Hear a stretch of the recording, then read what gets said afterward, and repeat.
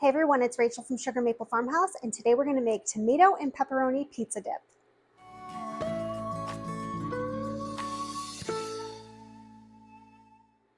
So now that football season has started and the holidays are on their way, I thought I would share this recipe with you guys and show you a fabulous appetizer for both of those things. I make this in my cast iron skillet, but if you don't have one, you can use a regular skillet too. And then we will talk about even how to transfer this to something that's better to transport if you want to take this appetizer to someone else's house for the holidays or for a game day.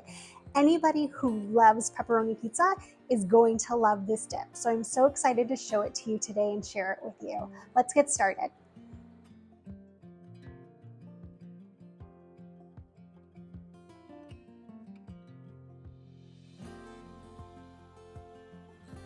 All right, so the first step is to add some extra virgin olive oil to our skillet. And like I said, I'm cooking this in my cast iron skillet today. I really love using cast iron, but if you don't have one, you can use a regular skillet too. Just make sure it's something that's oven safe.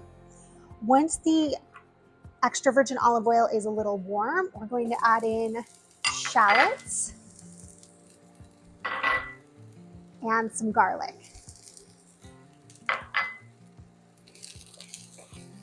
And just get those going together. These are going to cook for about 3 to 4 minutes. You want to stir consistently so that nothing burns. Cast iron is really good about cooking. As long as you have the right temperature, it cooks really evenly. So that's the great thing about using cast iron. And I don't worry about things burning as much when I'm cooking in this as I do with like a regular saute pan. And yes, if you do have like glass or induction, you can use cast iron on it. Now in this recipe, I do say to slice your garlic. If you've got any pieces that are kind of still chunky and large, you can kind of chop them as you mix here.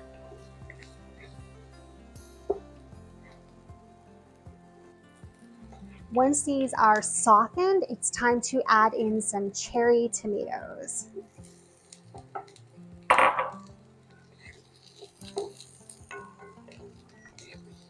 You want to cook all of this at probably a medium temperature, maybe just slightly lower than medium.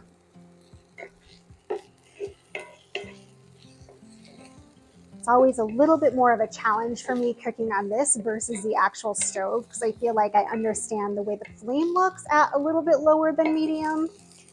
And this is a little bit different than that. So give these a few minutes. You want your cherry tomatoes to start to soften to the point where you can kind of burst them with your spoon. There we go. If they're not bursting yet, it's fine. You can give them a few more minutes, but you really want to get them to a spot where they're bursting before you take the next step.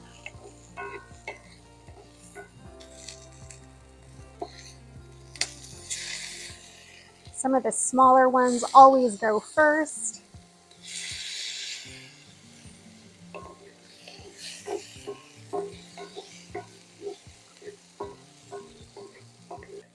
Okay, once you have those nice and softened to the point where you can at least burst them, even if some of your bigger ones aren't bursting yet, you can add the next couple of ingredients.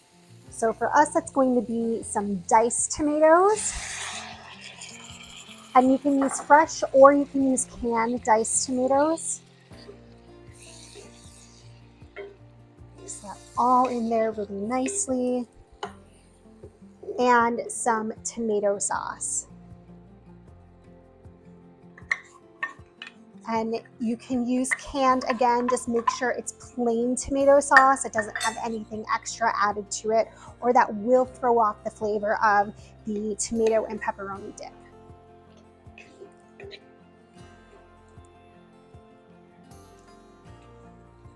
And then next, we're going to add the seasoning mix. So this is thyme, oregano, basil, and some garlic salt.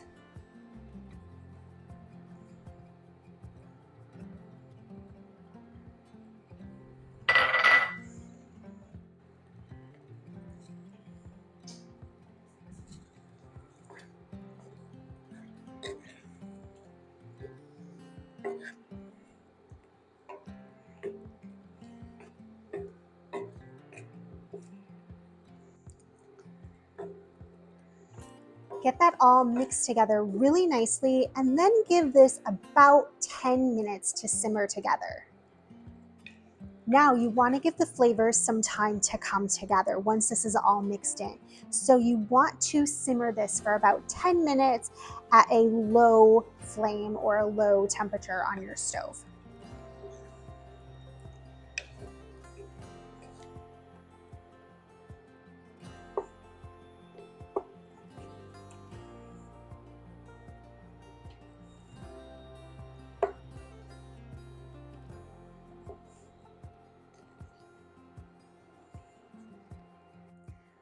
Now, if you are still getting cherry tomatoes from the garden, this is a great way to use up a handful of cherry tomatoes. The recipe does use about 1 1/4 cups cherry tomatoes. And then if you want to use fresh tomatoes for the chopped tomatoes, I'd recommend using something like a Roma or a Big Boy or something pretty standard. If you are going to use canned tomatoes for the chopped tomatoes that go into here, just make sure that you drain them so that you don't get all the moisture kind of going into this. Tomatoes make dishes really moist and kind of runny anyway, so you just don't need all that extra moisture in here. Also, you guys, my cookbook releases in about 2 weeks. I'm so excited about it. It was about 1.5 years, just a labor of love, and it is full of what I like to call Sunday dinner recipes. So it has a chicken section, a beef section, a pork section. There's a soup section. I'm a really big soup girl. And there is a kind of garden forward section. It's not a vegan section because I like to use a lot of cheese in my recipes. If you follow me, you might have noticed that. But it is a garden forward, so it is more veggie based recipes in the end. And then there's also a couple accompaniment recipes, but I'm so excited about it. I will leave links for ordering it in the description below. You can get it from Amazon, Barnes & Noble, Target, and a few other places too. Okay, it has been about 10 minutes. I'm going to give this a little taste. So good. The next step is to add cream cheese. So I will tell you, I know some people don't like kind of cream cheese in some of their recipes, but this is a dip. If you prefer to leave this out, you can. However, it won't be as creamy, it won't be as cheesy. It will just be more like the inside of a stuffed pizza or a Chicago style pizza, which definitely isn't a bad thing. But either way you go, it's definitely going to be delicious. I like to add this because I like to have a little bit more of that creaminess for a dip. So in goes the cream cheese. And then you want to mix this until it melts. I've also got it all over my fingers.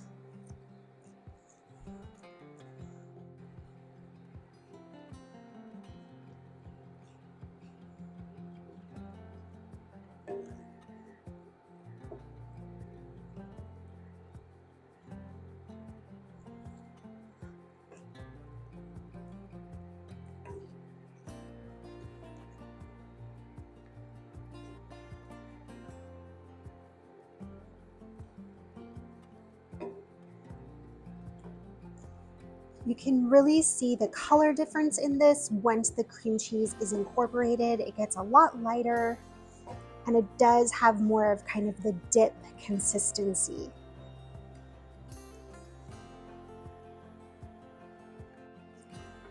Next, we are going to add the mozzarella. This is fresh mozzarella and it's torn. I didn't bother shredding it because shredding it always gets kind of weird.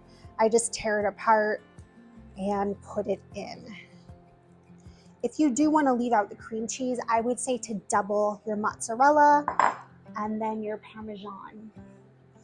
which we are also going to put in now.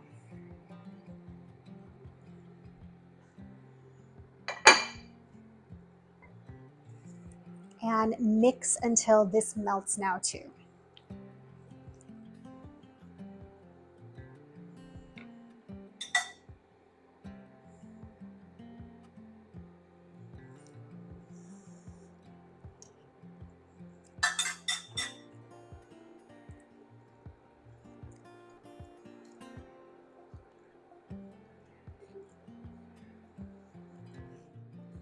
Now let's add in that pepperoni. So I like to go through and layer this, push it in, and then layer it again.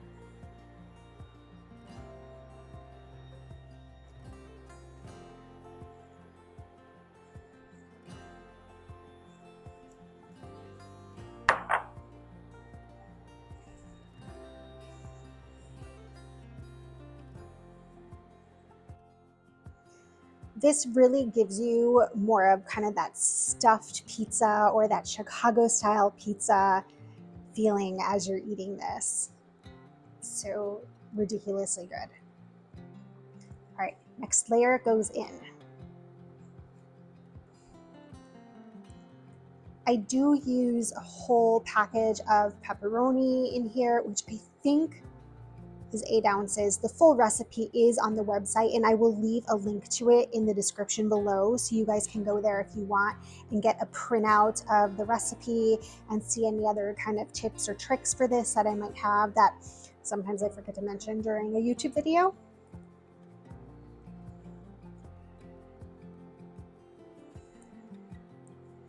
But all of that, plus all the measurements for this, are on the website at the link in the description.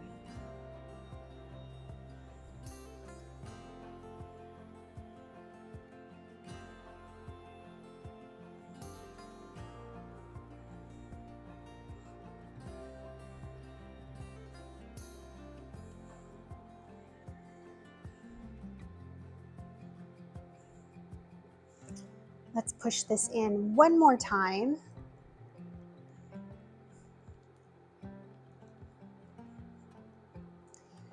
After I do this part, so if you want to take this to a gathering, whether it's a game, a holiday party, or something like this, I would finish getting all the pepperoni in, except for a couple pieces that you're going to top with. So we get it to about this point now, and then take it and put it in a baking dish, something that's a lot easier for you to carry, that isn't going to burn your hands like a cast iron cookware would. And then you can put it in a baking dish and then top everything and take it to wherever you're going. And then once you get there, cook it there for about 10 minutes to finish it off.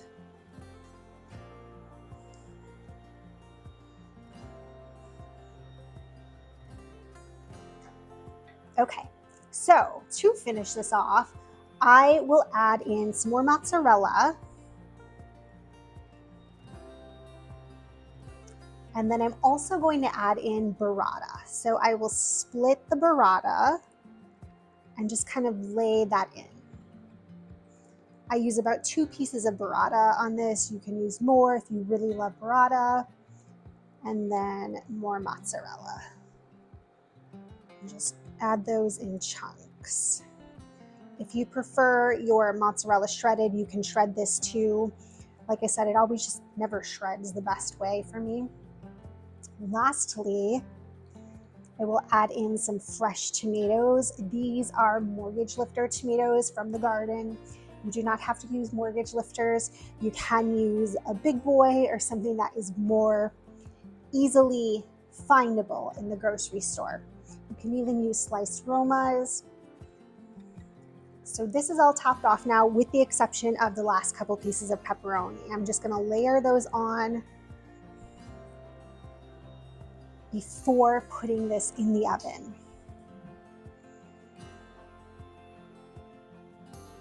This is what it looks like before it goes into the oven. I will top this off before serving with fresh basil, but this is what it looks like when it goes into the oven.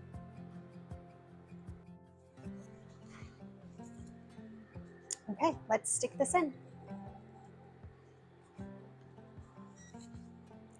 So that is going to cook for about 10 minutes, and then I'm going to broil it just to help melt some of that cheese on top.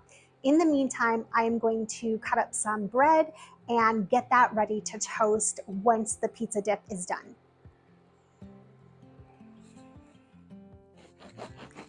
When I'm cutting the bread, I'll try to keep it to about 1/3 of an inch.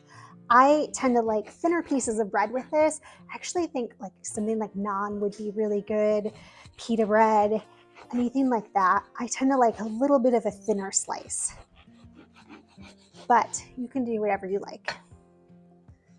Toast up a couple of these.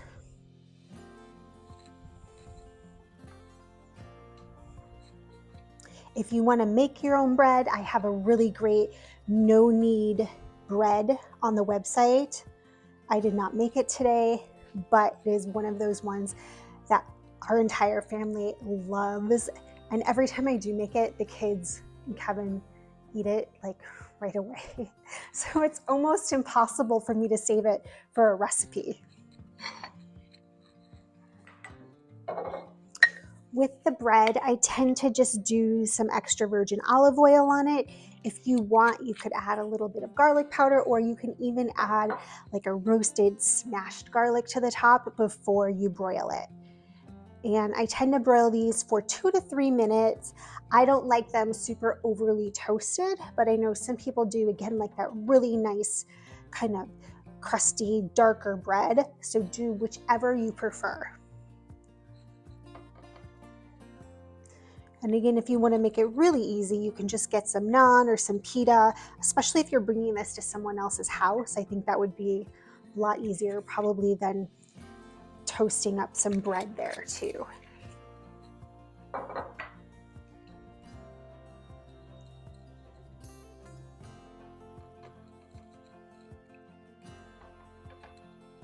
Oh, and if you have leftovers, we almost always have leftovers because this makes a lot, as you've seen.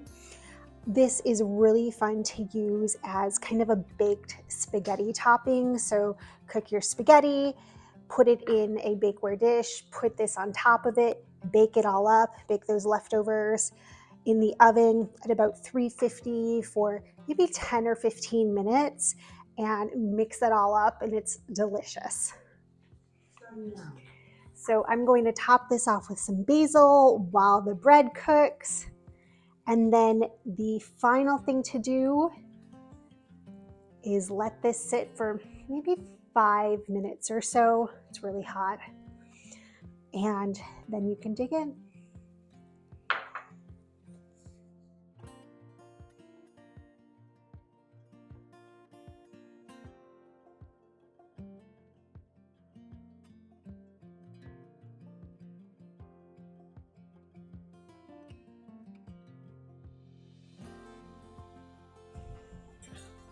Okay, so to serve this, if you're comfortable with everybody digging in at one plate, you can do that, or you can give everybody small bowls or a plate themselves and just pick it up and spoon it right into everybody's dish.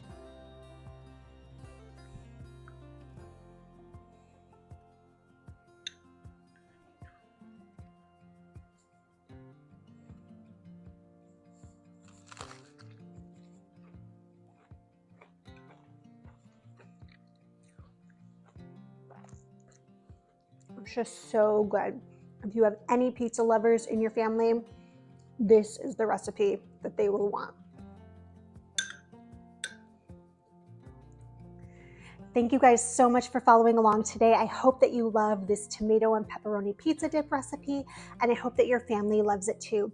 As always, I will leave a link to the full blog post with the recipe in the description below.